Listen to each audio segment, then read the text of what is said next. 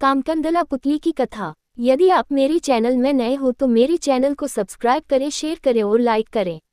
धन्यवाद। एक बार फिर राजा भोज सिंहासन पर बैठने के लिए पहुंचते हैं। इस बार उन्हें चौथी पुतली रोककर राजा विक्रमादित्य की दानवीरता और त्याग की कहानी सुनाने लगती है। एक बार की बात है, राजा विक्रमादित्य से दरबार में मिलने के लिए कुछ लोग पहुंचे। तभी एक ब्राह्मण भी भागते हुए वहां आए और कहने लगे कि मुझे आपको कुछ जरूरी बात बतानी है। राजा ने पूछा, ऐसा क्या जरूरी है कि आपको इतनी तेजी से भागते हुए आना पड़ा? जवाब में ब्राह्मण ने कहा कि मानसरोवर में अजीब सी घटना हो रही है। वहां सूरज उगने के साथ ही एक खंभा भी जमीन से निकलता है।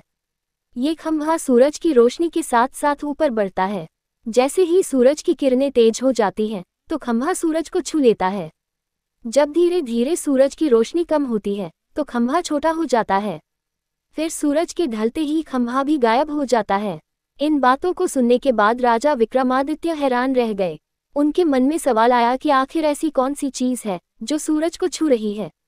तभी ब्राह्मण ने बताया कि वह खंभा भगवान इंद्र का रूप है। सूर्य देव को घमंड है कि उनके तेज को कोई सहन नहीं कर सकता, लेकिन इंद्र देव ने उनसे दावा किया है कि धरती का एक राजा उनका तेज सहन कर सकता है। ये सब सुनकर राजा विक्रमादित्य सारी बात समझ गए। तभी ब्राह्मण ने बताया कि देवराज इंद्र ने ही उन्हें राजमहल भेजा है। महाराज ने ब्राह्मण को ढेर सारी मुद्रा देकर महल से विदा किया। उनके जाते ही विक्रमादित्य ने अपने बेताल को बुलाकर मानसरोवर पहुंचाने को कहा। वहां पहुंचते ही विक्रमादित्य खंभा निकलने वाली जगह पर गए और सुबह होने का इंतजार करने लगे। सुबह सूरज के उगते ही खंभा भी निकल गया। राजा विक्रमादित्य ने जैसे ही खंभे को देखा वो उस पर चढ़ गए। धीरे धीरे सूरज की रोशनी बढ़ने लगी और खंभा भी ऊपर बढ़ता गया।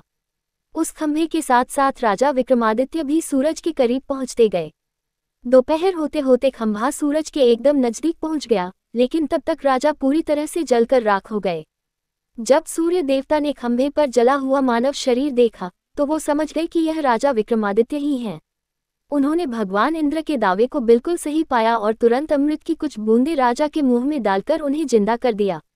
सूर्य देवता ने राजा की हिम्मत से खुश होकर उन्हें ऐसे सोने के कुंडल दिए जो व्यक्ति की हर इच्छा को पूरा करते थे। फिर सूरज की रोशनी कम होने लगी और खंभा भी नीचे आ गया। नीचे आते ही राजा विक्रमादित्य ने बेताल को बुलाया और अपने महल वापस चले गए। उसी दौरान उन्हें एक ब्राह्मण मिला जिसने राजा से कुछ दान करने को कहा। महाराज ने खुशी खुशी उस ब्राह्मण को सूर्य देव से मिले कुंडल दे दिए और बताया कि कुंडल उनकी सभी इच्छा को पूरी कर सकते हैं। इतना कहकर राजा अपने कमरे में चले गए। ये कहानी सुनाने के बाद चौथी पुतली सिंहासन से उड़ गई। कहानी से सीख, इंसान के मन में हमेशा त्याग और दान की भावना होनी चाहिए। जैसे इस कहानी में राजा विक्रमादित्य ने उपहार में मिले कुंडल ब्राह्मण को दान में दे दिए, उसी तरह हमें भी निस्वार्थ भाव से दूसरों की मदद करनी चाहिए।